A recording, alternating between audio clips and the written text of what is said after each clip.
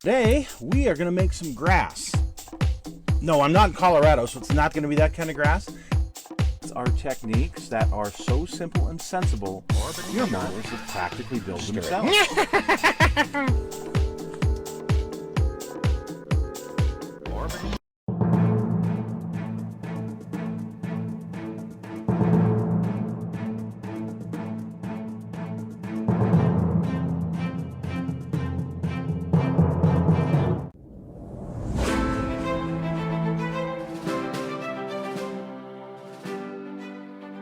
Hello folks, it's Mad Dog Merv. Welcome to the Kit Hoarder's Stash. Today, well, we are in, officially, as far as I'm concerned, at the Halloween season. And you know that I like to do Halloween-themed vehicles during this time of year, and this year is no exception. We are going to review today the Warlock. Yes, the Warlock that came out not too long ago from Round 2. It's an old MPC kit. You can pick this up around $30. And let's take a look at it and see how it looks. For those of you who have never built it, or who built it a long time ago and just can't remember, let's take a look at it and see. It's a, appears to be, if I'm not mistaken, this is a 77 grill. I could be wrong. Might be the 70, yeah, I think it is. But anyway, it is a step side. And we'll start out with all of the plastic parts, and we'll get to the bottom of things really soon. Okay, so here you go. Here's first up, we have what appears to be 3 two-barrel carburetors there. That's interesting. A couple of different options for shifters, 2 different options for mirrors. You got these here, and these RV type mirrors. You've got some driving lights there, and the important part is your chrome step sides here. And the reason that's important is that was one of the key features of the Warlock. Warlock was mainly a trim level package, which was really a neat trim level package in a group that I want to say Dodge promoted it as adult toys. They had a few other, they had a Ram Charger, like the Macho Ram Charger. They had a van, a couple of other things in the lineup that they were trying to attract people by these really neat looking vehicles. So here you have some slotted rims, which is kind of neat. Not necessarily correct for the Warlock. Traditionally the Warlock had some other rims we'll show you in just a minute, but the Warlock did come in several different colors. They weren't all just black. The first I want to say the first year that it came out, which was late 76, I think. Old brain here. The first ones were all black, but then they added other colors to the line as well, including a really nice looking green and a red and a brown. Anyway, pretty neat little package. Here's the glass for it. I'm not going to take it out of there. Let's take a look at the body. See how this looks. The Warlock, being invaded. The Warlock did come with different engine options, from the 225 slant 6 all the way up to a 440, which is kind of neat. So here's the bed, and the bed looks really nice.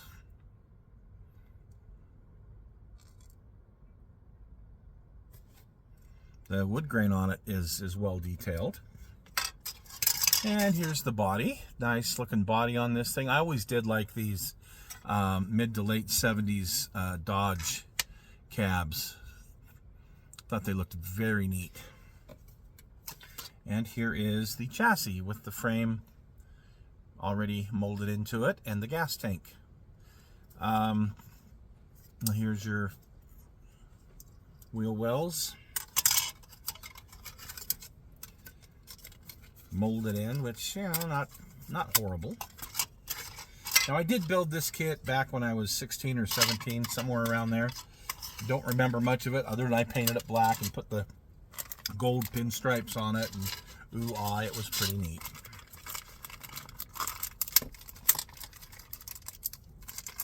I've seen a few of these around on trailers, people still finding them in barns and whatnot. So the tires look nice. These are Desert Dog PCV formula tires, and here you get to see those. They're not huge, but they're nice. They're decent tires. Take a look at this group.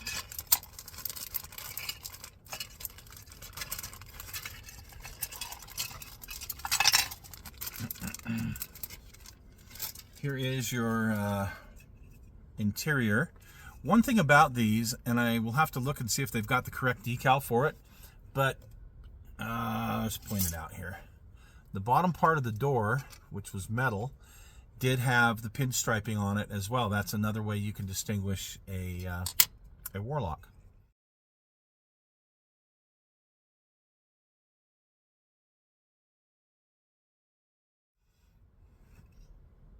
Here's the, now they're kind of like bucket seats with the armrest in the middle. And here we have a push bar and of course a CB radio. It wouldn't be the 70s without that. And the antenna for the CB. We have a roll bar. And it looks like some kind of a fuel cell. Interesting. 4x4 option. Your sports steering wheel. Looks like something off of a Duster, and that was another part of what distinguished this, is it didn't have a big truck steering wheel. It had a nice looking competition type steering wheel like the Challenger and Charger, whatnot. But it comes with a little toolbox here. Kind of fun.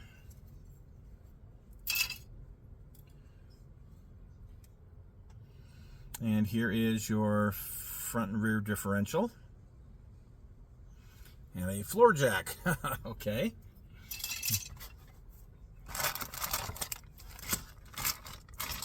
And now the next group of plastic. Quite a bit of plastic here.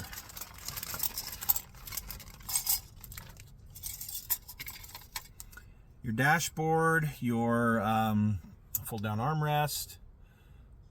Not sure what that is, but the tailgate for the truck, the bed. What I really like is these hoods. Like I said, I like the cab on these Dodges. Here's your exhaust.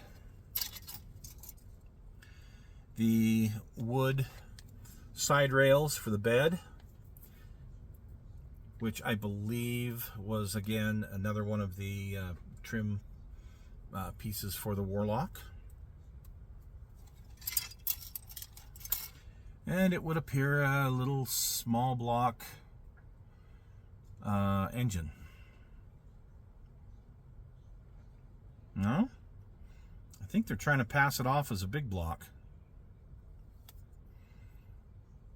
Okay. You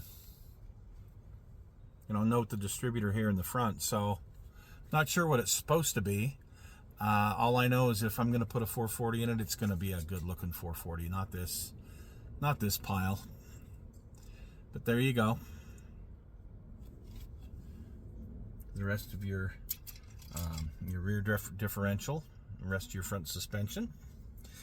And this is the fun part, your gold wagon wheels, which was something that now it wasn't standard on all of the Warlocks, but my understanding is it was an option and it was something that most people chose, not all. But there you go. Pretty neat. Got our metal axles. Let's see what's in here. far as the decals. Ooh, I thought that was optional, but I guess not on this. So you have the Warlock face, which I thought was an option on these. I didn't think you had to have it, but here it's definitely part of the pinstriping. Your bed pinstriping, excuse me. More of the bed pinstriping. You do have some nice gauge decals and some of the other trim pieces. Very nice. 1977 it says right there. Very nice. Let's look at the instructions. Importante. Here are our instructions. Putting the engine together. Yeah, it's somehow or other that I believe is supposed to be a big block. Doesn't look like it. Looks more like a 360. But you've cut a distributor in the front, so okay. Anyway, power steering, which is nice. Putting the engine together. Getting the engine in, getting your wheels together, rear suspension, front suspension, radiator, battery, interior. Again, you got, oh, okay, not optional, but two different shifters, okay, because it's a four-wheel drive. Nice brake booster, it looks like, or not booster, but nice master brake cylinder. Interesting. I guess it didn't have power. Must have had manual drums. Interesting. Putting on your decals. And then some of the optional things it comes with. And finally putting on your decals on the body here. So, yep, that's it. Pretty simple, straightforward MPC instructions, which never gave me any problems. I don't mind them. All in all, pretty decent repop of an old kit that, you know, not bad, actually. This ought to be fun for me to build. I'm looking forward to it.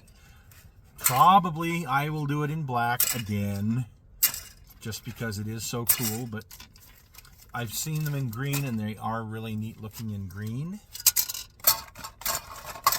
Would I like to have one? Oh yeah, I'd love to have one of these and a little Red Express in my driveway. I wouldn't kick that out. So, all right, folks. Well, thank you for joining us today, and we will see you again soon on The Stash.